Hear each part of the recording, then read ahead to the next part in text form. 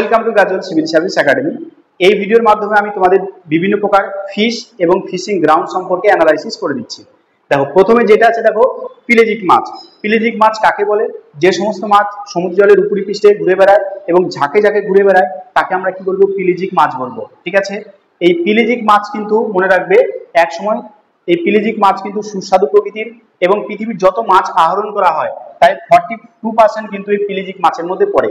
সবচেয়ে বেশি ইম্পর্টেন্ট বা সবচেয়ে গুরুত্বপূর্ণ পিলেজিক মাছ যেটা সেটা হলো হেরিং, তারপর আছে ম্যাকারেল, তারপর আছে মেনহাডেন, পিলচার্ড এবং টুনা। তো এই মাছগুলো কি বলতো? পিলেজিক প্রকৃতির মাছ। ঠিক আছে, পৃথিবীর সবচেয়ে বেশি মাছ ধরা হয় পিলেজিক প্রকৃতির মাছগুলো। ওকে, আর হেরিং কিন্তু প্রধান। ম্যাকারেল, মেনহাডেন, পিলচার্ড এবং টুনা এগুলো প্রত্যেকটাই পিলেজিক মাছের উদাহরণ। আচ্ছা, ডেমার্সাল মাছ কাকে বলে? যে সমস্ত মাছ সমুদ্রের গভীর জলে বসবাস করে, ঠিক আছে, এবং একা একা ঘুরে বেড়ায় এবং আয়তনে অনেক বড় প্রকৃতির হয়, সেই মাছগুলোকে বলবো ডেমার্সাল মাছ।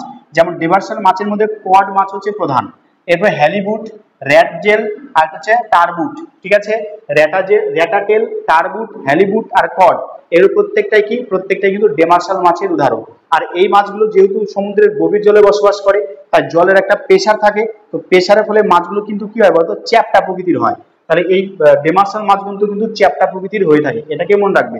এই সমস্ত মাছ কিন্তু খাদ্য হিসেবে ব্যবহার করা হয় না, বিভিন্ন শিল্পের কাঁচামাল, ঠিক আছে, যেমন কড থেকে লিভার অয়েল তৈরি করা হয়, ঠিক আছে, সার তৈরি, কীটনাশক এগুলো তৈরির ক্ষেত্রে কিন্তু এই ডেমার্সাল মাছ কিন্তু কাজে লাগে। ওকে, এরপর আছে দেখো ডায়াড্রোমাস মাছ। ডায়াড্রোমাস মাছ কোনগুলো? যে সমস্ত মাছ কিছু সময় সমুদ্রের জলে থাকে আবার কিছু সময় নদীর মিষ্টি জলে বসবাস করে, অর্থাৎ তাদের জীবনচক্র সম্পূর্ণ হওয়ার ক্ষেত্রে নদীর জলেরও অবদান আছে এবং সমুদ্রের নোনা জলেরও অবদান আছে, সেটাকে আমরা কি বলবো? ডায়াড্রোমাস মাছ বলবো।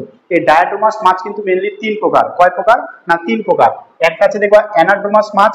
অ্যানাড্রোমাস মাছ কাকে বলে?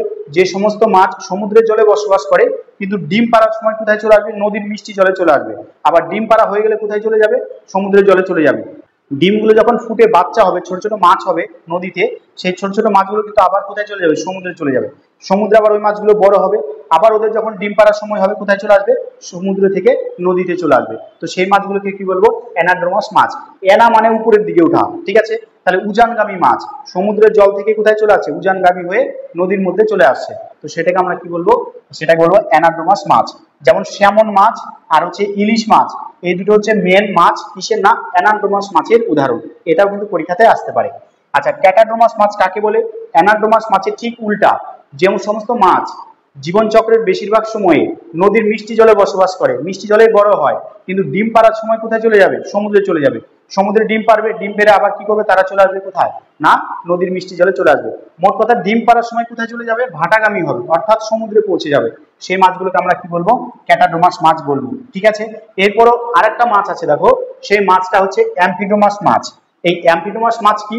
কিছু সময় তাদের জীবনচক্রে কিছু সময় সমুদ্রে থাকে আবার কিছু সময় নদীতে থাকে, এদের কোনো ফিক্স নাই, তাই এটাকে বলছে অ্যাম্ফিডোমাস মাছ। এটা হচ্ছে বুল শার্ক হচ্ছে এই মাছের প্রধান উদাহরণ। ঠিক আছে, তাহলে অ্যাম্ফিডোমাস মাছের উদাহরণ কি হবে? বুল শার্ক হবে এই অ্যাম্ফিডোমাস মাছের উদাহরণ। ঠিক আছে, এরপর আছে দেখো মাছ উৎপাদন। গোটা পৃথিবীর ক্ষেত্রে মনে রাখবে মাছ উৎপাদনে কোন দেশ প্রথম? তো সেক্ষেত্রে উত্তর হবে চীন। তাহলে পৃথিবীর মধ্যে মৎস্য উৎপাদনে কোন দেশ প্রথম? তাহলে সেক্ষেত্রে হবে চীন। দ্বিতীয় কোন দেশ? ভারত। আর তৃতীয় কোন দেশ? ইন্দোনেশিয়া। তো এই ক্ষেত্রে মনে রাখবে এই যে চীন প্রথম টোটাল মাছ উৎপাদনে, অভ্যন্তরীণ প্লাস সামুদ্রিক টোটাল মাছ উৎপাদনে কোন দেশ প্রথম? সেটা কিন্তু চীন হয় প্রথম, ভারত হয় দ্বিতীয় আর ইন্দোনেশিয়া তৃতীয়। কিন্তু যদি বলে মিষ্টি জলের মাছ উৎপাদন বা অভ্যন্তরীণ মাছ উৎপাদনে কোন দেশ প্রথম, তাহলে কিন্তু হয়ে যাবে সেক্ষেত্রে ভারত হয়ে যাবে প্রথম, মনে থাকবে। তাহলে অভ্যন্তরীণ বা মিষ্টি জলের মাছ উৎপাদনে ভারতবর্ষ পৃথিবীতে প্রথম। কেন বলতো?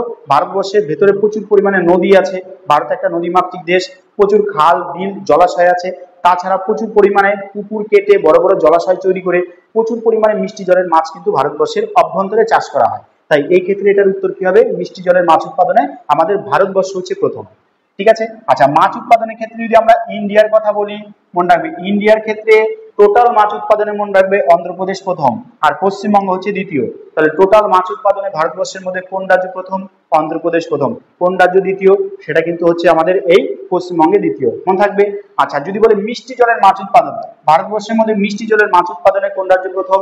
তাহলে সেটার উত্তর হবে পশ্চিমবঙ্গ। ঠিক আছে, এবং তার সাথে সাথে আরেকটা জিনিস বলে দিচ্ছি, যদি বলে সামুদ্রিক মাছ উৎপাদনে ভারতবর্ষের কোন রাজ্য প্রথম, সেক্ষেত্রে কিন্তু উত্তর হয় কর্ণাটক।